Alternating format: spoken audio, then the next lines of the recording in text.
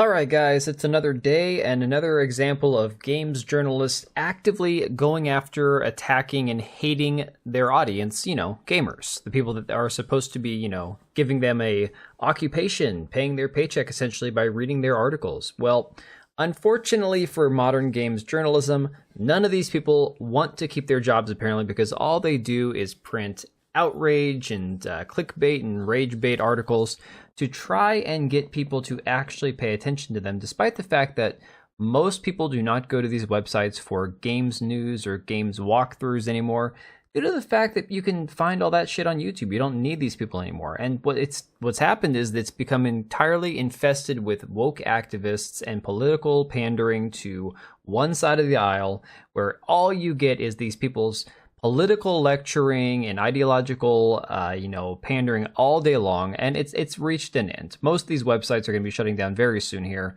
But of course, this Assassin's Creed controversy has given them all a little bit of new life, a little bit of a recourse. I mean, it's probably bought them a few weeks due to some ad revenue.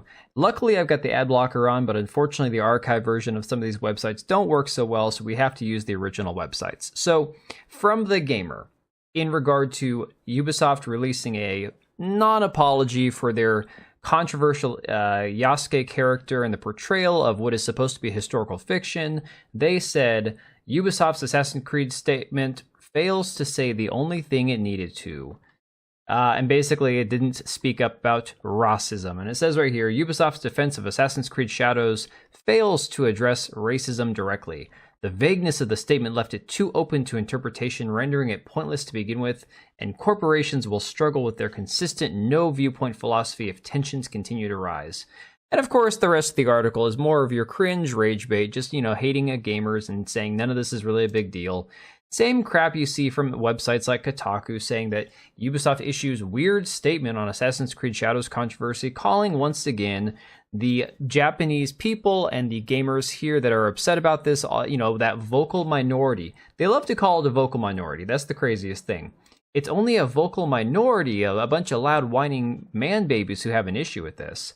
Then you've got Games Radar saying, Assassin's Creed Shadows debate somehow reaches Japanese government ministries who reportedly remind everyone that historical fiction isn't really their concern at all. No, the Japanese government isn't investigating Ubisoft's game.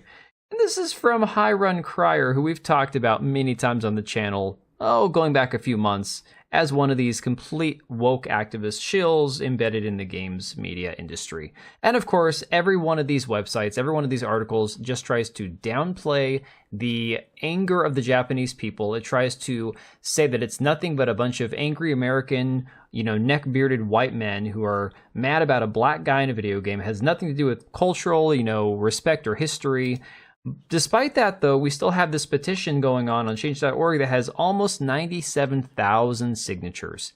Absolutely insane. It's actually got 1,600 signatures today, so that's a big, big boost from where it was before. But of course, to top it all off, we have Alyssa Mercante at Kotaku, who wrote this article yesterday, and this got a lot of people talking. But the article itself isn't what I found interesting. It was the response that it got from Eric Kane at Forbes. Just a little summary of this article. It says, this was never about anything other than hate. The movement for ethics in games journalism or against forced DEI in video games are diaphanous veils draped over bigotry. You heard it here first. According to Alyssa Mercante, any complaint you have is bigotry and racism. And she goes through a list, a huge list of these things, and it is fantastic. I almost tweeted it out this morning because it was so insane. She goes through like every possible list of any topic that a YouTuber or a website like That Park Place could go through for like the last 2 months and went through every single one of these headlines. I mean, look at this for a second. So this week it was Assassin's Creed Shadows. Before that, it was a content warning added to a Capcom game. Now, ironically, I believe it's the Capcom game I think she's talking about. Isn't it been proven that they're censoring some of those games for the Western audiences?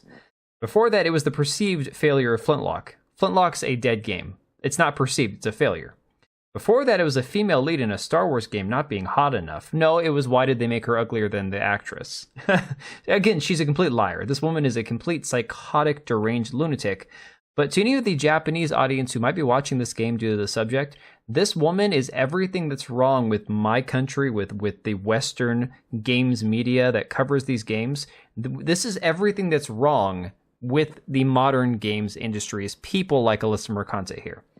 Before that, it was the way characters in Concord looked. No, it's not just that, but that's a huge issue. And again, it goes back to why are they all fat and ugly?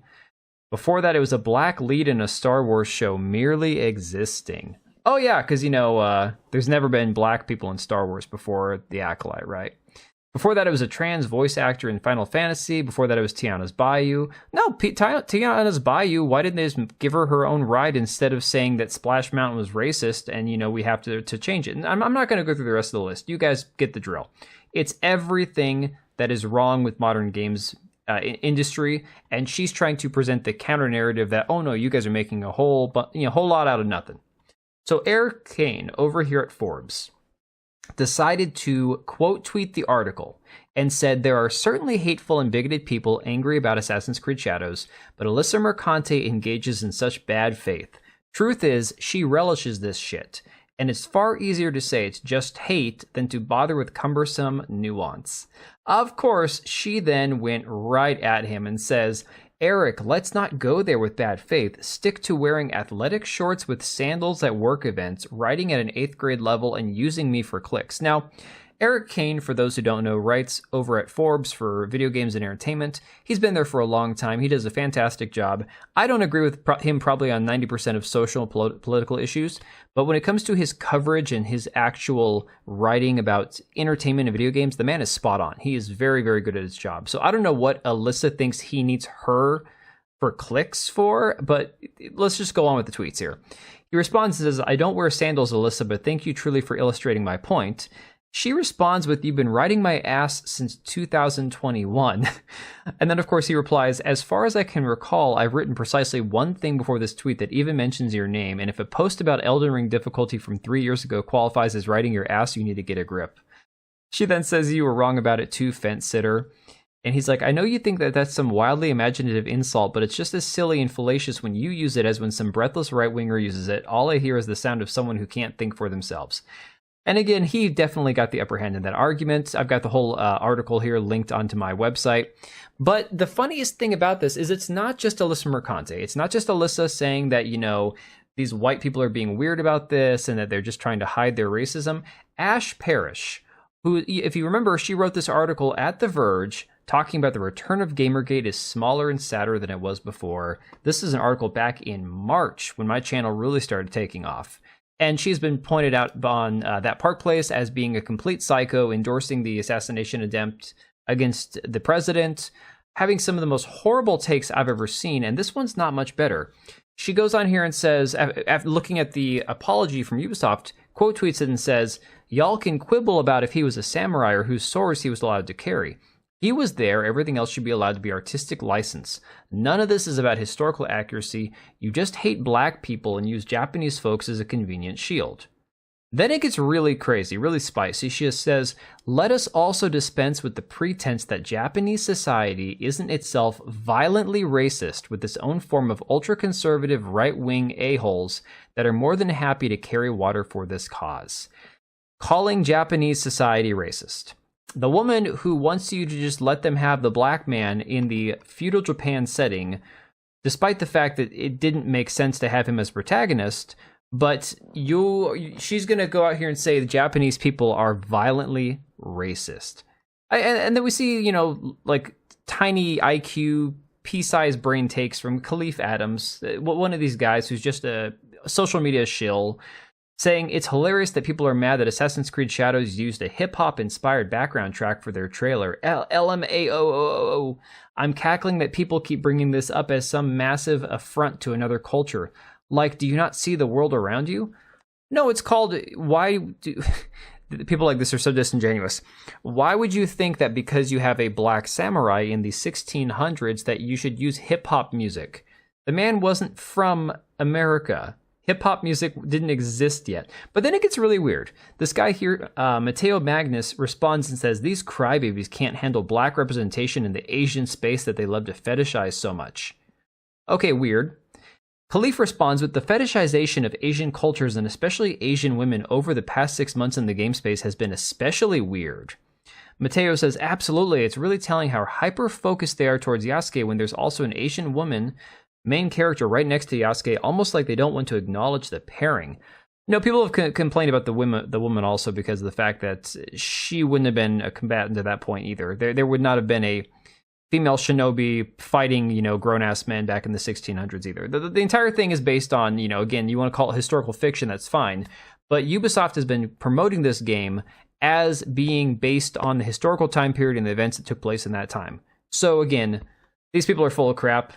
I know that this is a much bigger deal than they're all trying to let on, and the reality is everyone else does too. This is simply an example of the websites that are run by these complete lunatic activists trying to cover for Ubisoft, trying to tell all the gamers once again that they're the problem, they're the bigots, they're the racists, they're the reason that we can't have anything nice. They're the ones holding back the actual inclusion that we have had for 30 plus years, but for some weird reason these people think never existed. So share your thoughts down below. I'm curious what you guys think about all this, and I will catch you on the next one. All right, and if you made it this far, thank you so much for watching the video. Thank you for being here. I do have 2 channels, Minimal Effort Podcast, as well as my gaming channel. I do have a Twitch and Kick for my gaming channel. We do live streams over there occasionally, maybe once a week. And then if you are in the market for a new PC, make sure to check out Meta PCs. Click the link I have down below. Use code TBO at checkout for a special discount. Thanks again for watching, and I'll see you next time.